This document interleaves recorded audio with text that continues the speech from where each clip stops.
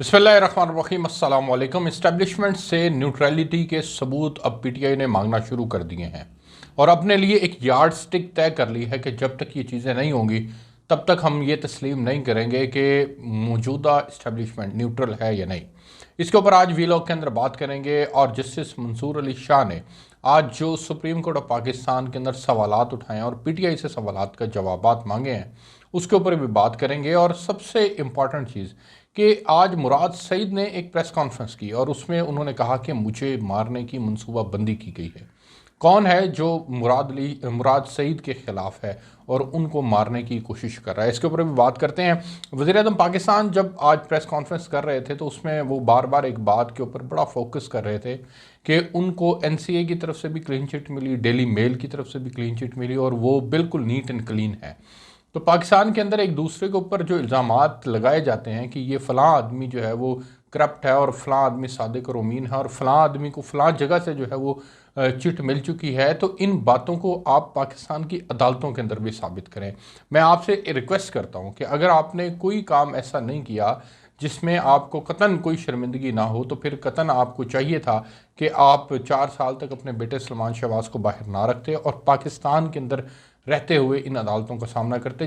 गो कि आपको अपनी अदालतों के ऊपर एतमाद नहीं है और आप ये समझते हैं कि पाकिस्तान के अंदर ये मुकदमात जो हैं वो झूठ पर मबनी हैं, लेकिन एक हकीकत तो तयशुदा है ना कि प्रोसिक्यूशन के मामलात और फिर जब केस ने आगे चलना होता है तो फिर वो जमा और तफरीक की बुनियाद के ऊपर है। अगर कोई आपके ख़िलाफ़ कुछ चीज़ होगी तो वो प्रेजेंट कर दी जाएगी, अगर आपके ख़िलाफ़ कोई चीज़ नहीं होगी तो वो प्रेजेंट नहीं की जाएगी और अब फिर आप अल्टीमेटली उसके अंदर बरी हो जाएंगे। अदरवाइज जाहिर है जब वो सबूत और अदम सबूत की बुनियाद पर जब फैसले होने हैं तो हमारी अदालतें इस हद तक तो इंसाफ करती हमें नज़र आती हैं। दूसरी इंपॉर्टेंट चीज़ कि आप लोग ये बार बार जो पीटीआई के लोग बार बार ये कहते आ रहे हैं, इमरान खान साहब कहते आ रहे हैं कि जी पाकिस्तान डिफ़ॉल्ट करने जा रहा है और शहबाज शरीफ साहब और इसाक डार साहब ने आज प्रेस कॉन्फ्रेंस के अंदर कह भी दिया कि ये इमरान खान की ख्वाहिश है और ये उनकी कब्र में उनके साथ चली जाएगी, पाकिस्तान डिफ़ॉल्ट करने नहीं जा रहा। मैं आपसे यहाँ 3 सवालात करता हूँ। पहला सवाल यह है कि पाकिस्तान के जो रिजर्वायर्स हैं उनके अंदर पाकिस्तान का अपना हिस्सा क्या है, पाकिस्तान की अपनी इनपुट क्या है? ज़ीरो। पाकिस्तान के पास इस वक्त जितने रिजर्व्स पड़े हैं वो कुछ सऊदी अरब, कुछ चाइना और कुछ यूएई के पैसे पड़े हुए हैं। तो जब आपके पास अपने पैसे नहीं है तो फिर आप कहाँ स्टैंड करते हैं? आपने क्यों करके एलसीज जो है वो खोल नहीं रहे? यूरिया बाहर पड़ा हुआ है, सबसे इंपॉर्टेंट सोयाबीन बाहर पड़ा हुआ है, अद्वियात बाहर पड़ी हुई हैं, ये तमाम चीज़ें जो है वो पोर्ट के ऊपर फंसी हुई हैं। आप दें, क्लियर करें, पैसे दें और जनाब वो चीज़ें पाकिस्तान में हैं। क्यों फिर एलसीज जो है वो खोल नहीं रहे? डॉलर दिन ब दिन ऊपर क्यों चलता चला जा रहा है? आप स्मगलिंग डॉलर की रोक नहीं पा रहे हैं। तो ये तमाम चीज़ें, इंपोर्ट आप कम नहीं कर पा रहे, एक्सपोर्ट आप बढ़ा नहीं पा रहे हैं, आपने करंट अकाउंट डेफिसिट जो है वो कितना ज़्यादा कर दिया, फॉरेन रेमिटेंस पाकिस्तान के अंदर आ नहीं रही हैं। तो क्या ये टेक्निकल डिफ़ॉल्ट नहीं है? ये टेक्निकल डिफ़ॉल्ट हो चुका है पाकिस्तान। हाँ, रियासत की सतह पर डिफ़ॉल्ट नहीं हुआ, ये एक अच्छी और खुशाइंद बात है जो कि अभी तक डिक्लेयर नहीं हुई। और आपने जो 3 अरब डॉलर की डिमांड की है सऊदी अरब से, अगर खुदा ना खास्ता वो पैसे आपको नहीं मिलते तो फिर आपके लिए अलहदा से इंतज़ाम करना जो है वो बहुत ज़्यादा ज़रूरी हो जाएगा। क्योंकि आपने 1 अरब डॉलर की स्कूक बॉन्ड की जो है वो पेमेंट कर दी है, अच्छी बात है, लेकिन आपको अभी पैसों की ज़रूरत है। अगर वो नहीं करेंगे तो फिर मज़ीद जो है वो चीज़ें ख़राब होना शुरू हो जाएंगी।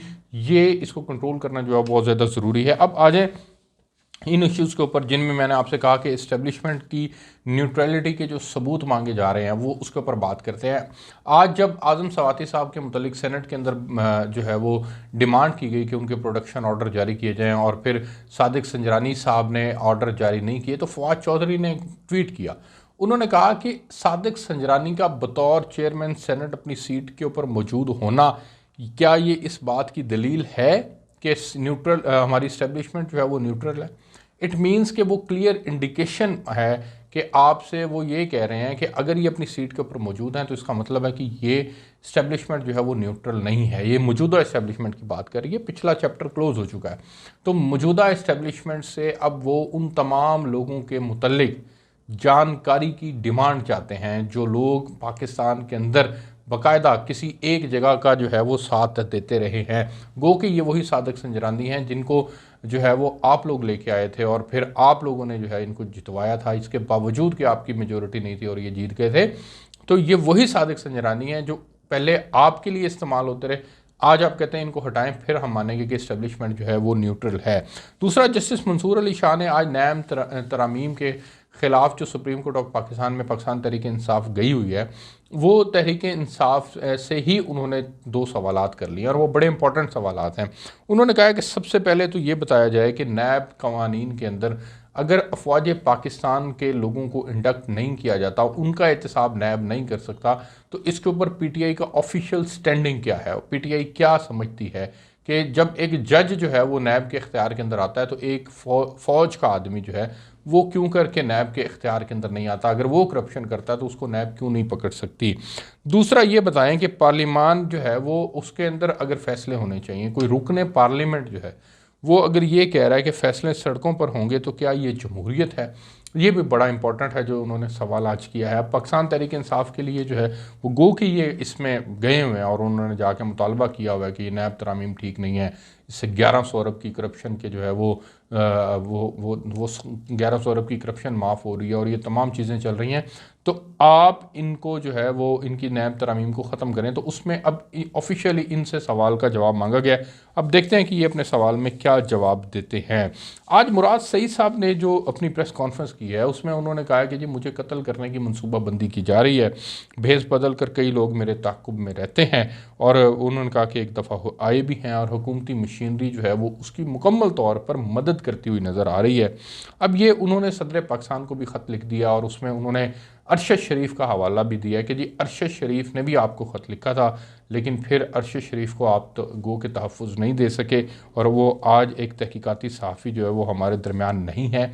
तो आज उन्होंने अपनी जान के तहफ़्फ़ुज़ के लिए और अपने सिक्योरिटी इशूज़ के ऊपर सदर पाकिस्तान को भी बाकायदा तौर पर लिख दिया। सवाल यहाँ पर यह जन्म लेता है कि आपको अगर कहीं से कोई सिक्योरिटी इशू है तो आप सीधा सीधा इल्ज़ाम उठाते हैं, अपने मुखालफिन के ऊपर लगाना शुरू कर देते हैं, और मुखालफिन में भी सियासी मुखालफिन, ना कि आपकी किसी के साथ कोई दुश्मनी नहीं है या कोई आपको पब्लिकली आके कह नहीं रहा कि मुराद सही तुम जो है वो मेरे लिए बहुत बड़ा मसला और मैंने तुम्हें ख़त्म करना है, तो ऐसा नहीं है। तो आप उठते हैं, उठ के अपना जो है वो अफवाज पाकिस्तान के ऊपर या आप हुकूमत पाकिस्तान के ऊपर इल्ज़ाम आयद कर देते हैं, तो ये बात ठीक नहीं है। मौजूदा हुकूमत के मुतल्लिक़ आप कहते हैं कि हुकूमती मशीनरी को इसके अंदर जो है वो मुआवनत हासिल है, तो ये किस बुनियाद के ऊपर कहा जा रहा है? कुछ सबूत तो होने चाहिए ना। मैं यहाँ पर एक और जो बुनियादी नुक्ता है वो यहाँ पर उठाने लगा हूँ, वो ये कि आपसे पहले भी एक JIT तश्कील दी गई थी अरशद शरीफ शहीद के केस से मुतल्लिक, उसमें आपने पेश होना था लेकिन आप पेश नहीं हुए। अब फिर स्पेशल JIT जो सुप्रीम कोर्ट ऑफ पाकिस्तान के हुक्म के ऊपर बनी है, उसके अंदर 35 अफराद को बुलाया गया था और उनमें आपके बुनियादी लोग थे, चीदा चीदा नाम मैं आपको सामने ले देता हूँ, हमाद अजहर थे, यास्मीन राशिद थी, इमरान खान थे, मुराद सईद थे, इन सब को वहाँ पर बुलाया गया था, आप लोग उसमें भी पेश नहीं हुए। तो आप लोग खुद किसी इन्वेस्टिगेशन का हिस्सा बनने के लिए तैयार नहीं है, आप फिर दूसरों के ऊपर इल्ज़ाम भी पुट इन कर रहे हैं, तो ये बात मुनासिब नहीं है। एक रवैया आपका होना चाहिए, डबल स्टैंडर्ड्स नहीं होने चाहिए। अगर आप डबल स्टैंडर्ड्स रखेंगे तो उससे फिर इंसाफ का हसूल मुमकिन नहीं हो पाएगा, और जब इंसाफ का हसूल मुमकिन नहीं हो पाएगा तो यकीनी बात है फिर उससे मसाइल ने जन्म लेना है। और फिर आप जब कह रहे हैं कि जी आपको मनसूबाबंदी के तहत जो है वो कत्ल करने की साजिश की जा रही है, खुदा ना खास्ता अल्लाह रब्बुल इज़्ज़त आपकी हिफाजत फरमाए, हम आपके लिए दुआगो हैं, तो आप अपने अदारों पे एतमाद करते हुए अपने अदारों को भी तो इस हवाले से जो है वो इंटीमेशन दें और अपने अदारों को जो है वो ये बात कहें। आप कहते हैं कि जी मेरे खिलाफ मैं पर्चा करवाता हूँ, पर्चा नहीं होता। आप पर्चा आप जो है वो आप ऐसी पोजीशन के ऊपर बैठे आदमी के खिलाफ पर्चा करवाने की कोशिश करते हैं जो कि खुद अपने मुल्क के अवाम की जानों के तहफ़्फ़ुज़ का जो है वो अमीन है, तो आप उसके ऊपर अगर पर्चा करवाने की कोशिश करते हैं तो फिर इससे तमाम लोगों का कॉन्फिडेंस जो है वो शेक होता है। तो मैं मुराद सईद साहब से रिक्वेस्ट करूँगा कि हम आपके लिए दुआगो हैं, आप खुदारा JIT में पेश हों, सबसे पहले तो अपना मौक़िफ़ पेश करें, अरशद शरीफ के हवाले से चीज़ें जो हैं वो पेश करें और फिर उसमें मुकम्मल ताउन करें, और फिर आइंदा आने वाले दिनों के अंदर जो है वो आप इनको अपने एतबार से एतमाद में लें और अपनी सिक्योरिटी का जो है वो ख्याल रखें। अब मैं आपसे जो है वो इजाज़त चाहूँगा, आप मज़ीद चीज़ें जो हैं वो आपके साथ शेयर करते रहेंगे। आपसे नए वीलॉग में मुलाकात होगी। अल्लाह हाफ़िज़।